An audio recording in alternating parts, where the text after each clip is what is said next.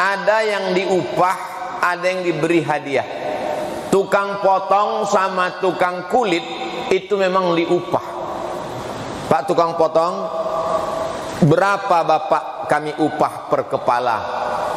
Kata dia, tak usah lah, tak usah. Itu kalau kata dia tak usah, pisaunya begini, itu basa-basi. Tak usah lah pak, kata dia, tak usah lah. Jangan dibiarkan basa-basi dia. Tidak boleh menjadikan daging, tulang, kepala sebagai upah, tak boleh. Dia dikasih upah pakai duit. Makanya akad membayar kurban itu, ini 2,5 juta untuk kurban dan biaya operasional tunai. Begitu akadnya. Mana yang lebih afdal, kurban kambing 1 ekor 1 orang atau sapi 1 ekor 7 orang?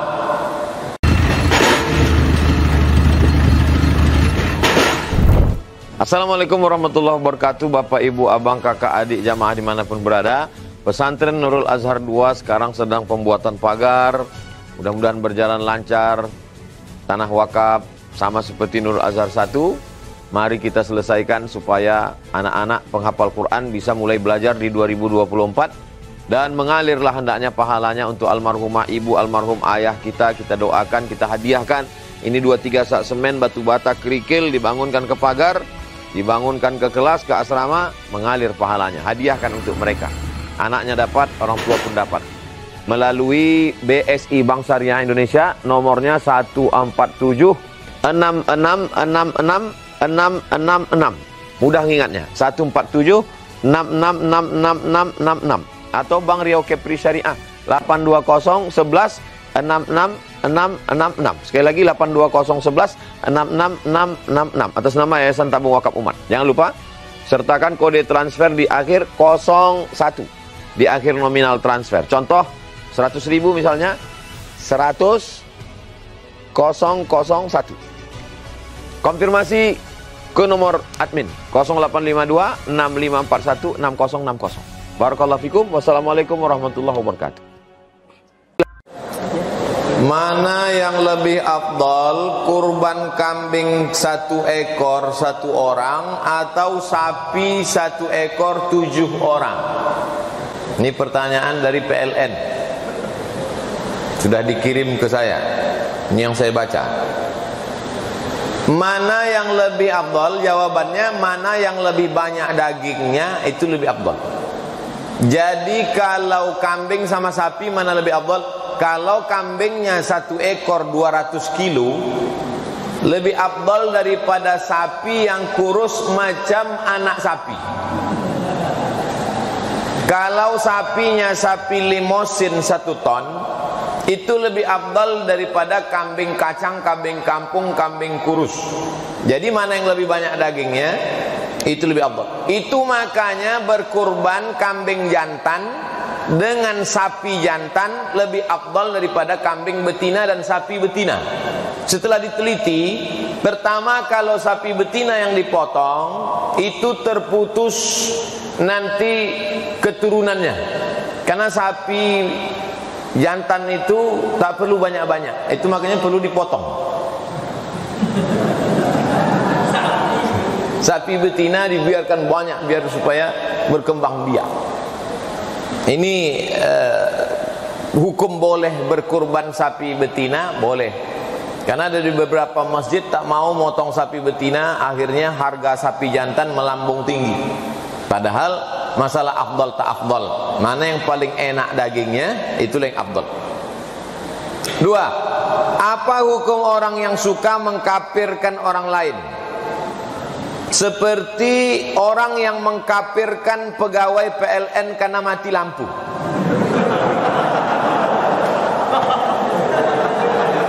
Saat sedang makan berbuka puasa mati lampu, lalu dia kadang kafir, dia kadang Kalau ada orang Islam mengkafirkan orang lain, ternyata orang itu tidak kafir, maka dialah yang kafir. Hadis sahih. Man kaffara musliman, siapa yang mengkafirkan orang Islam, ternyata orang itu tidak kafir, maka kekafiran itu berbalik pada dirinya sendiri. Nah, kalau marah jangan sampai kafir. Kalaupun marah betul sedang menyuap mati lampu, kantui. Nah, sekedar kentut aja kan, tak sampai kafir. Oleh sebab itu maka kita perlu tabayun, klarifikasi kenapa sampai padam. Rupanya air, dulu saya termasuk yang marah, tapi saya tanya orang, kenapa sampai padam? Ini air Pak Ustadz turun curah hujan, jadi terjadi penurunan permukaan air di danau, maka kincir air tak bisa memutar, turbin tak berputar, berkurang daya, jadi kita bagi-bagi. Siapa pula mau menyusahkan orang lain? Oh begitu. 3. Bolehkah kita mengupah tukang jagal? Wah, ini nyindir saya ini. Jadi Bapak Ibu yang kebetulan nanti menjadi panitia atau ketua masjid, ada yang diupah, ada yang diberi hadiah. Tukang potong sama tukang kulit itu memang diupah. Pak tukang potong, berapa Bapak kami upah per kepala? Kata dia, tak usah lah, tak usah. Itu kalau kata dia tak usah, pisaunya begini, itu basa-basi. Tak usah lah Pak, kata dia, tak usah lah. Jangan dibiarkan basa-basi dia. Tidak boleh menjadikan daging, tulang, kepala sebagai upah, tak boleh. Dia dikasih upah pakai duit. Makanya akad membayar kurban itu, ini 2,5 juta untuk kurban dan biaya operasional tunai. Begitu akadnya. Karena biaya operasional di situ sapinya dibawa dari Sumatera Barat, kan nginap dulu 2 malam baru dipotong. Menjaganya siapa? Bawakan rumputnya siapa? Menyenter malam-malam takut dicuri maling siapa? Tukang potong dengan tukang kulit itu mesti diupah. Kalau standar di Pekanbaru 50.000 per kepala, kasih dia 50. Adapun yang panitia ramai-ramai itu tidak perlu diupah, tapi cukup hadiah. Hadiahnya apa? Misalnya masyarakat 1 kupon, yang dia 2 kupon, itu namanya hadiah. Apa beda hadiah sama upah? Hadiah dapat alhamdulillah, tak dapat tak masalah, itu hadiah. Kalau upah dapat alhamdulillah, kalau tak dapat naik golok nih, itu namanya upah. Jadi tukang potong dengan tukang kulit mesti diupah, karena itu pekerjaan dia. 3. 4. Bolehkah pelaksanaan kurban nih? Apakah pelaksanaan kurban ini juga disyariatkan kepada nabi-nabi sebelum Nabi Muhammad SAW? إذ قربا قربانا فتقبل من أحدهما ولم يتقبل من الآخر. Ingatlah ketika 2 anak Adam berkurban, kurban yang satu diterima dan kurban yang satu lagi tidak diterima. Berkatalah kurban yang tak diterima kepada yang diterima, kenapa kurbanmu diterima Allah? Kata yang diterima kurban Habil menjawab, innama yataqabbalullahu minal muttaqin. Kurban hanya diterima bagi orang yang bertakwa. Jadi cerita masalah kurban, anak Nabi Adam, Qabil dan Habil sudah disuruh berkurban, tapi syariat kesempurnaan kurban ada pada Nabi Muhammad sallallahu alaihi wasallam. Sedangkan pada zaman Nabi Ibrahim alaihissalam, ya bunayya, wahai anakku, inni ara fil manam, aku melihat dalam mimpiku, anni azba'uka, aku menyembelih lehermu, fanzur madza tara, apa pendapatmu wahai anakku? Kata anaknya Ismail menjawab, ya abati, wahai ayahku, if'al ma tu'mar, laksanakan perintah Allah, satajuni insyaallahu minas sabirin, insyaallah aku sabar. Maka dibawanya lah anaknya itu ke tempat penyembelihan. Tempat penyembelihan itu sekarang diberi tugu warna putih, tiang pakai kubah kecil, di bawah istana di atas bukit, di samping melontar jumroh Aqobah. Tengok ke atas, nampak. Mudah-mudahan nanti berangkat umroh bisa melihat itu. Amin. Ketika mau sembelih anak, fafadainahu bidzibhin azim. Kami tebus anaknya itu dengan sembelihan seekor kambing domba yang besar. Allah tidak minta anak kita, Allah tak minta anak kesayangan kita seperti diminta Allah kepada Ibrahim, tapi yang diminta Allah hanya kambing kita. Jadi kalau ada orang bertanya, kenapa bukan anak kita Pak Ustaz? Kambing aja payah keluar, apalagi anak kau.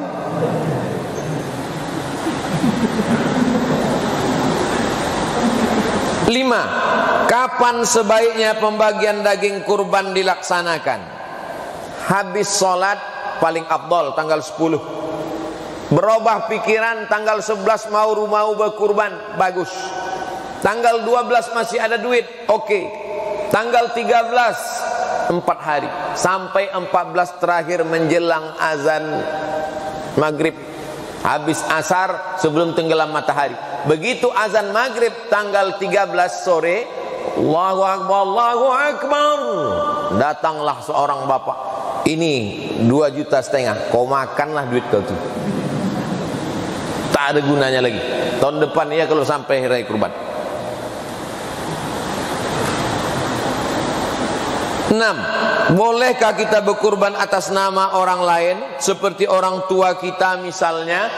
Kalau bapak ibunya masih hidup, bagus. Ayah, emak, tahun ini tak usah berkurban, pakai duit saya. Tak tahu kalian aku nih pegawai PLN yang paling kaya raya, ha?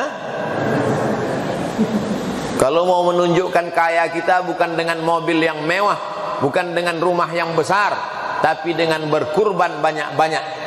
Apa boleh berkurban? Boleh 1, 2, 3 Pak Ustaz. Nabi Muhammad SAW berkurban 63 ekor, dipotongnya sendiri 63 ekor. Habis itu dikasihnya pisau ke Sayyidina Ali. Ali memotong 37 ekor. 37 tambah 63, 100 ekor sendirian. Belum pernah saya baca berita orang Indonesia motong 100 ekor sendiri, tak ada. Jadi kalau mau kaya, bercita-citalah berkurban 100 ekor onta sendirian. Onta tak ada, 100 ekor sapi limosin sendirian. Tak juga bisa 100 ekor kambing sendirian. Habis, tak ada kurban pakai burung puyuh, tak ada.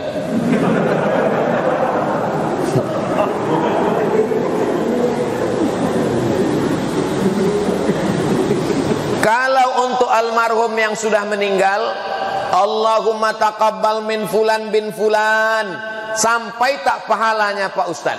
2 dalilnya. Pertama, Nabi menyembelih kambing, Allahumma taqabbal min ummati Muhammad, terimalah kurban ini untuk umat Muhammad. Padahal waktu itu umat Muhammad sudah banyak yang meninggal dunia, karena berkurban dilaksanakan di Madinah, sedangkan sebelum itu sudah banyak yang meninggal di Makkah. Itu menunjukkan kurban sampai pada umat Muhammad SAW. Kambing yang kedua, Allahumma taqabbal min ali Muhammad, terima untuk keluarga Muhammad. Padahal kambing itu disembelih di Madinah, sebelum itu sudah meninggal keluarga Nabi Muhammad SAW, Khadijah di Makkah. Itu menunjukkan sampai untuk yang meninggal dunia. Sudah kusampaikan dalilnya. Ragu juga berkurban untuk almarhum almarhumah, tak ada dalil lagi, karena cerita tentang masalah ghaib, tak nampak. Iman. Terakhir, ke-7, apa hukum masak daging kurban untuk dimakan bersama oleh petugas? Begitu selesai pemotongan, langsung diambil 2 kilo, 3 kilo, dipotong-potong halus, dimasukkan ke dalam panci, dimasak sup. Allahumma barik lana fima razaqtana wa qina azabannar. Yummy. Yang kau makan ini jatah siapa? Ini kambing masih belum jelas tah jatah siapa. Pemiliknya 3 orang. Pertama orang yang berkorban, kedua jiran, sahabat, kerabat, tetangga, ketiga fakir miskin. Maka ketika dimakan tak jelas pemiliknya makan haram. Solusinya gimana Pak Ustaz? Solusinya begini. Setelah habis dipotong, panggil pemilik sapi pertama, Pak GM, Pak Kepala Cabang, Pak Kepala Ranting, Bapak entah apa kepala-kepala apa lagi lah. Sampai 7 orang kumpul semua. Pak, ini kan jatah Bapak ada sepertiga di sini kan. Kami ambil jatah bapak ni 5 kilo untuk kami makan pagi ni ya. Kami kalau cuma makan lontong lemas kami pak, tak bisa kami motong-motong ni. Kata bapak yang 7 tu, ambillah. Yang 6 baik, ambillah. Yang 7 ni ada 1. Enggak kata. Angkatlah golok tu. Sini pak. Sini. Langsung masuk waktu. Mari kita tutup dengan membaca doa. Bagaimana cara kita bisa tahu kalau yang sedang kita perjuangkan adalah jodoh kita?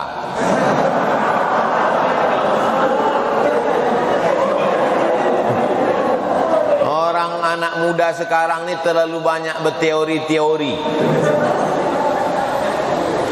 Kalau ada kalian laki-laki suka sama perempuan, tanya dia, SMS dia, WA dia, bagaimana suami idaman yang kamu inginkan?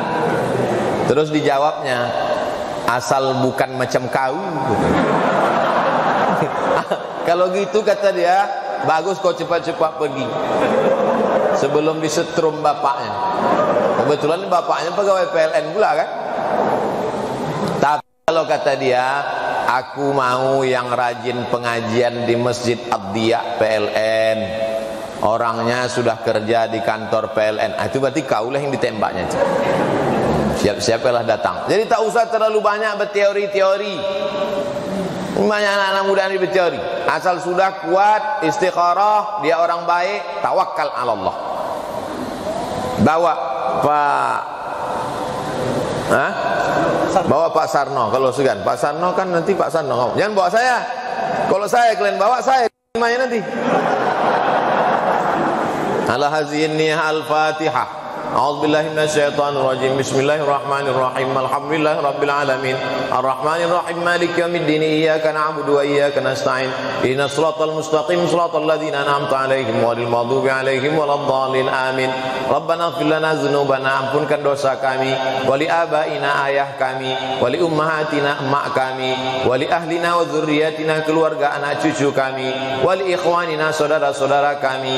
Allahumma barik lana fi arzaqina, berikan berkah rezeki kami supaya kami ringan berwakaf, berinfak, berkurban, bersedekah. Rabbana hab lana minas salihin, jadikan anak kami anak-anak yang saleh dan salihah. Rabbana atina fid dunya hasanatan wa fil akhirati hasanatan wa qina adzabannar. Wa sallallahu ala sayyidina Muhammad wa ala alihi wa sahbihi wa sallam. Walhamdulillahi rabbil alamin.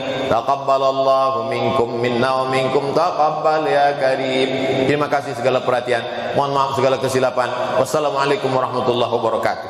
Waalaikumsalam warahmatullahi wabarakatuh.